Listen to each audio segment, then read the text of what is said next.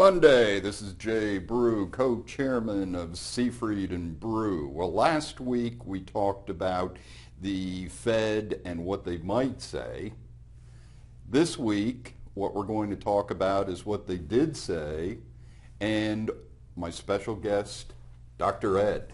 Good morning, everyone. Jay, it's wonderful to be a guest on your show, a good Monday show. And I do have some news for everyone, and I think it's going to make people happy. Let me start the slideshow. Here's what the Fed basically said last week, Jay, as you predicted they would. They mentioned that the economy is still expanding, however, at a moderate pace. They mentioned that household spending is rising, but again, moderately. And business fixed investment is advancing, which is, very important for future growth. One of the keys is inflation has been running below the community's long-term objective, and longer-term inflation expectations have remained stable. That's important for two reasons. One, it's less likely there'll be a need to raise short-term interest rates immediately if current inflation is under wraps. The longer-term inflation expectations, that drives the long interest rates. And if they rise, then you'll see a need to give investors a higher return because they fear inflation. Apparently that's not happening either, Jay. So with this release, I think the takeaway of it is no real pressing need to raise short-term rates. And long-term rates, again, will rise on their own volition, not because of longer-term inflation expectations. There was some bad news. They feel the unemployment rate is little changed, and that the labor market indicators that they look at are not strong. We still have significant underutilization of labor resources. Housing sector, still weak. We had some bad news last month on the housing sector. Housing starts dipped below 1 million units per year rate again. And again, the monetary authorities blame the fiscal authorities, or Congress, for part of the slowdown. And as almost everyone predicted, Jay, they reduced again their bond buying. They used to buy $10 billion a month in mortgage backs. Now they're only moving that down to $5 billion. They were buying $15 billion in secure treasuries. Now that's $10 billion, which means there's now only $15 billion a month being purchased. It's still stimulus, but much smaller than the $85 billion a month they were purchasing as early ago as December a year ago, December 2013. And they made it very clear that October will be the last bond buying month. October 31st, no more bond buying. That comes to an end. And they reinforced why they did LSAP. And I think, Jay, it's wise to reread this to our customers and friends. The committee's sizable. It's almost $3.5 trillion and still increasing at a rate of $15 billion a month. Holdings of longer-term securities should maintain downward pressure on longer-term interest rates, support mortgage markets, and help to make broader financial conditions more accommodative, which in turn should promote a stronger economic recovery. So the reasoning is still, Jay, they're supporting that housing market, they're supporting the stock market, they're supporting agriculture. Now we come to the meat of the meeting, Jay, and I think you'll be very happy to learn this as well as our customers. A new term, normalization. It's been spread around before, but this is the first time it's been used at in a press release. Normalization, Jay, means the steps that are going to be taken to raise the Fed funds rate and other short-term interest rates to more normal levels, and to reduce the Fed's federal securities holdings so as to promote a statutory mandate of maximum employment and price stability. Normalization means, how do we get back to 2006 when interest rates were normal and the Fed's balance sheet was normal?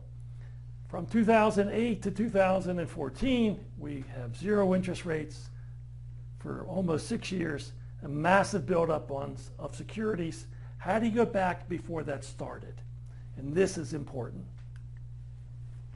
How is the Fed going to normalize? The first thing they're going to do is when economic conditions permit, they will raise its target range for the Fed funds rate. The target range today is 0-0.25. And you'll see in a moment what they want that eventually to wind up being. During the process, the key way they're going to raise interest rates is adjusting the interest rate it pays on excess reserves. We've mentioned this many times. It's mentioned again in the Fed briefing. So you can expect if you have a reserve position with the Fed, you're going to receive higher and higher interest rates through the normalization process. Thirdly, the Fed intends to use overnight repurchase, reverse repurchase agreement facilities and other supplementary tools as needed to help control the federal funds rate. Wow, that's a mouthful, Jay. Overnight reverse repurchase agreement facilities. You're the expert on investments. What the heck is that? Well, what it is what the Fed does with the primary brokers in treasuries, that they either use repurchase agreements, which essentially is adding money into the system, or what they do is that they borrow from the dealers, which is that overnight reverse repurchase agreement, and that basically then drains money from the system. Which tends to raise rates. Which tends to raise rates. Got it. Okay. It's a mouthful, isn't it? Yeah, definitely is. I lost my way here. Hold on. Here we go.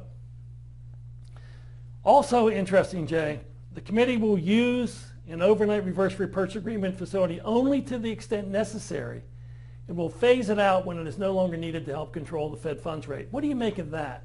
Why do you think they're being cautious and almost like, we're sorry we're using it, we promise not to use it long? Is it, maybe, Ed, it's what you call a cover your butt type of situation. Okay, got it. Now, the question that we get often in this business from you, from our community banking friends, how are they going to normalize? How are they going to shrink the balance sheet? Well, we now sort of understand how they plan on doing it, Jay. This is important news. The how is the committee intends to reduce the Federal Reserve securities holdings in a gradual and predictable manner, primarily by ceasing to reinvest repayment of principals on securities held by SOMA. In other words, Jay, as securities mature, today they take the cash and buy new ones. They're going to start not doing that when they begin normalization. Secondly, when the committee expects to cease or commence phasing out reinvestment after it begins increasing the target range for the Fed funds rate. This is important because most people think the Fed funds rate first increase will be next summer, maybe a little bit later, maybe a little bit earlier, which means there won't be a lot of pressure on the bond market, will there, from this source until then. Is that fair to say? What? The committee currently does not anticipate selling agency mortgage-backed securities as part of the normalization process, although limited sales might be warranted in the long run to reduce or eliminate residential holdings, which is interesting, Jay. Doesn't this mean that they're going to try to protect the housing market? And they'll be just using the treasury purchases. Treasuries, yeah. In other words, there's almost a prohibition inside the Fed to sell those mortgage backs because they don't want to see a spike in mortgage rates. They won't mind a spike in treasury rates, which is kind of interesting. And of course the mortgages themselves will run off over time as they amortize themselves off. Right. What else? The timing and pace of any sales would be communicated to the public in advance. So we'll know if they're going to sell, which will give you some ample time to prepare for it. Okay, it was not a clean meeting, Jay. We had two dissenters. Richard Fisher from the Dallas Fed, he didn't like what happened. Here's his complaint. He believed that the continued strengthening of the real economy, improved outlook for labor utilization, and for general price stability and continued signs of financial market excess will likely warrant an earlier reduction in monetary accommodation than is suggested by the committee's stated forward guidance. And our old friend, Richard Plosser, who today, this Monday in September, announced his retirement next spring, by the way, he objected to the same thing he always objects to. He doesn't like the sentence, a considerable time after the asset purchase program ends. He feels it is too generic and time dependent and not real economics dependent. And finally, Jay, we get a new forecast from the Fed. Let's review it. Recall in June, 12 of the members felt rates would move for the first time next year. We had one person who thought they'd raise the rates this year. The meeting just last week that we're reporting on now, Jay, that same one person still thinks they're going to be increased this year. That's in the last 3 months of the year. I know, he's got to get moving. But now we have 14 people saying that the rates will increase in 2015 rather than 12. So slight movement. How much will they go up? Well, as you can see, Jay, read that for us over there. I'm having trouble getting it. Well, we have a 4% Yes. level here, 3% level here, Ed, 2% level here. So that in 2015 now that the majority are saying it's going to be in that 1 to 2% type range. Okay. But there are some as high as what, 4%? Is that correct? Well, we have up to 3% in 3%. 2015. Okay. The interesting thing also was in between, right before the Fed meeting, we had the latest CPI announcement, which I thought was germane to the meeting. Jay, here's core consumer price index in green, which is all prices minus food and energy, and headline inflation, which is all commodities. Notice the turn down over the summer. We've had a reduction in inflationary pressures. They were over 2%, now they're 1.7. And lastly, Jay, given that forecast, and we like to show this because, you know, sometimes we may talk with too much authority, and we don't mean that. We're very humble that way, I can assure you. And to make that even more concrete in your mind, here is the forecast by eighth of a point interest rates from the Fed itself for the year 2015. And you'll see that there's a range from 2 people who thinks rates will be the same, all the way down to 1 person who thinks they'll be 2.875 at the end of 2015. Then when you get 2016, the range is even bigger, which shows you that be careful, because the folks who are setting your interest rates really don't even know what they're going to do. And finally, Jay, we get the bad news on housing. Housing starts fell under 1 million. In August, 956,000 housing starts. I think that's the reason why you heard so much in the Fed meeting regarding we're not going to raise mortgage rates that much. That's it. That's my report, Jay. Hope it was helpful. Thank you, Dr. Ed. And this is Jay Brew and Dr. Ed saying have a great week.